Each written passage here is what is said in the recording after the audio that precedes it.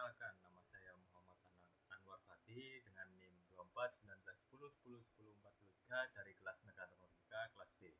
Jadi di sini saya akan membahas terkait kapasitor. Pemaparan saya di sini terkait mulai dari definisi, fungsi, jenis rangkaian, dan contoh soal. Yang pertama, secara definisi dan fungsi. Kapasitor merupakan sebuah alat penyimpan muatan dan energi listrik bersifat sementara yang terbuat dari dua keping konduktor dengan muatan sama besar namun berlawanan. Jadi kapasitor itu digunakan untuk menyimpan arus listrik secara sementara, di mana arus positif dan negatif masuk melalui terminal ini nanti disimpan di anoda dan katoda yang terpisah oleh separator, yakni sebuah isolator yang nantinya mencegah terjadinya korsleting pada kapasitor itu sendiri. Kemudian untuk fungsi sendiri, kapasitor itu biasanya digunakan untuk menyerap energi, menjaga stabilitas tegangan, dan meningkatkan efisiensi serta kinerja sistem listrik. Jadi secara dianalogikan, kapasitor sendiri itu berfungsi bagaikan sebuah wadah di mana terdapat sebuah aliran air yang kurang stabil dan kapasitor menampung aliran tersebut, kemudian dikeluarkan dengan tekanan yang tetap, jadi sebagai penstabil dan menjaga stabilitas tegangan tersebut. Kemudian yang ketiga, di sini saya akan menjelaskan terkait jenis kapasitor. Jenis kapasitor sendiri itu dibedakan dari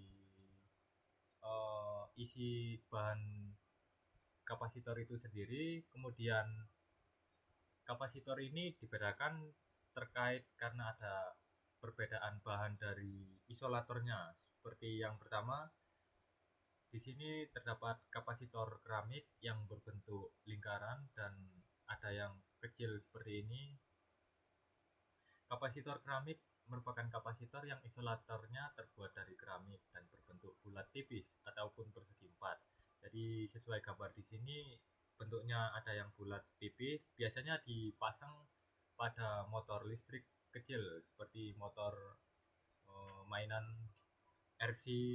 Kemudian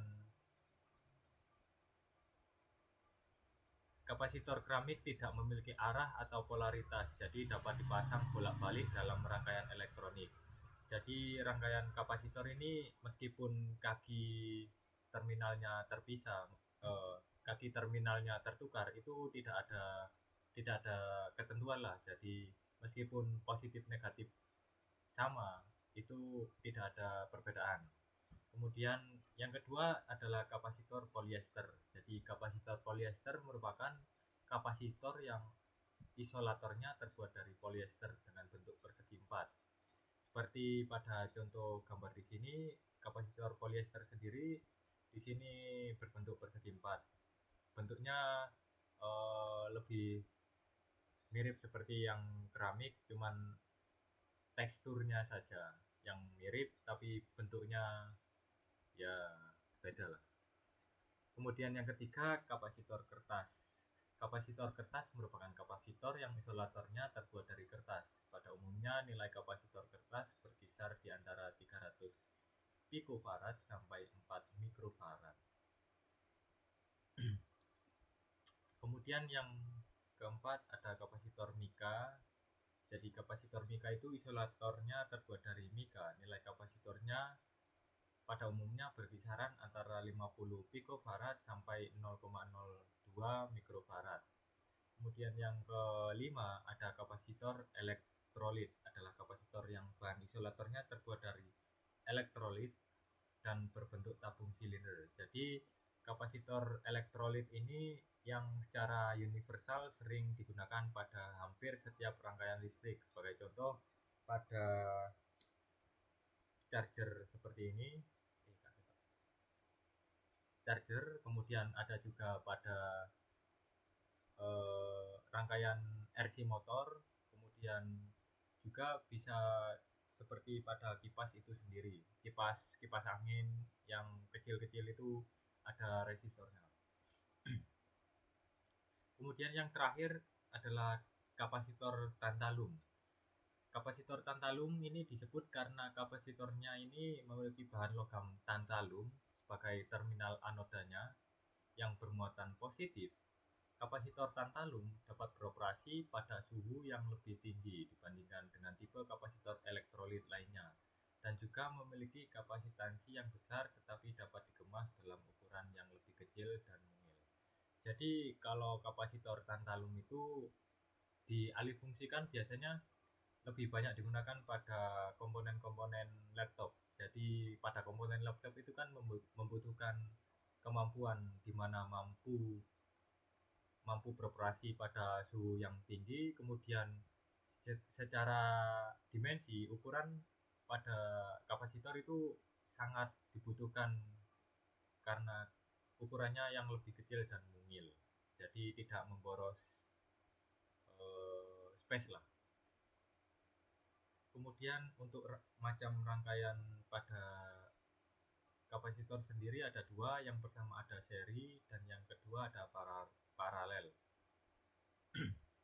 Untuk rangkaian paralel, jadi rangkaian paralel itu rangkaian yang disusun secara sejajar seperti ini. Jadi antara kapasitor 1, kapasitor 2, kapasitor 3 disusun secara sejajar garis lurus seperti ini.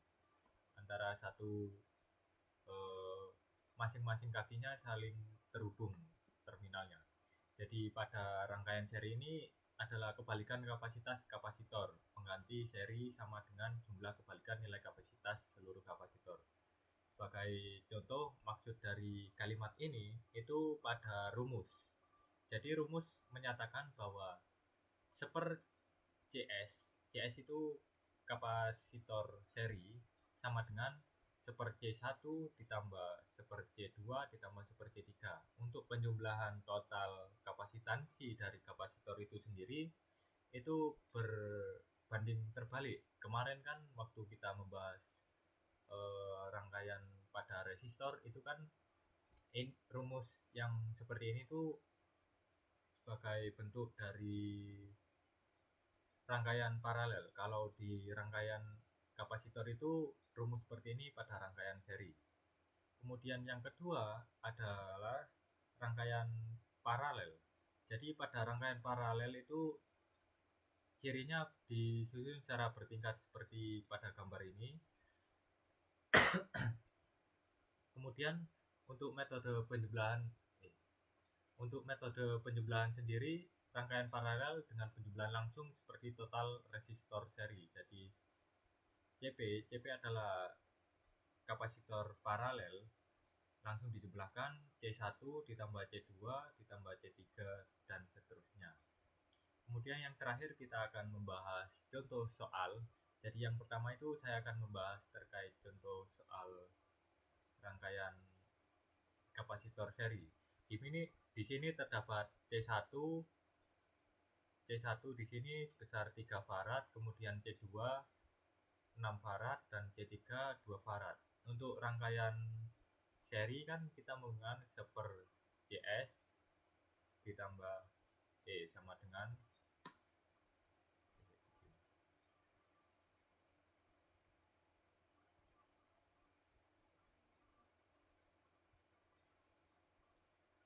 sama dengan seper C1 ditambah seper C2 dan seterusnya. Jadi pada rangkaian paralel ini kita menggunakan rumus tersebut. Rangkaian seri kita menggunakan rumus tersebut. Kita masukkan angka-angkanya. Yang pertama kapasitor pertama itu 3 farad, kemudian kapasitor kedua itu 6 farad dan kapasitor ketiga itu 2 farad. Jadi untuk menjumlahkan ini kita samakan dulu penyebutnya menjadi penyebut 6. Kita di sini 6 dibagi 3 itu 2, 6 dibagi 1 itu 1, 6 dibagi 2 itu 3. Jadi di sini ketemu 2 ditambah 1 ditambah 3 sama dengan 6. 6 per 6 sama dengan 1 farad. Ketemu hasilnya. Kemudian yang kedua adalah contoh rangkaian paralel. Jadi pada rangkaian paralel ini kita menggunakan penjumlahan langsung, di mana kita mengetahui C1 adalah 4 farad, kemudian C2 adalah 2 farad, dan C3 adalah 4 farad. Jadi untuk menjumlah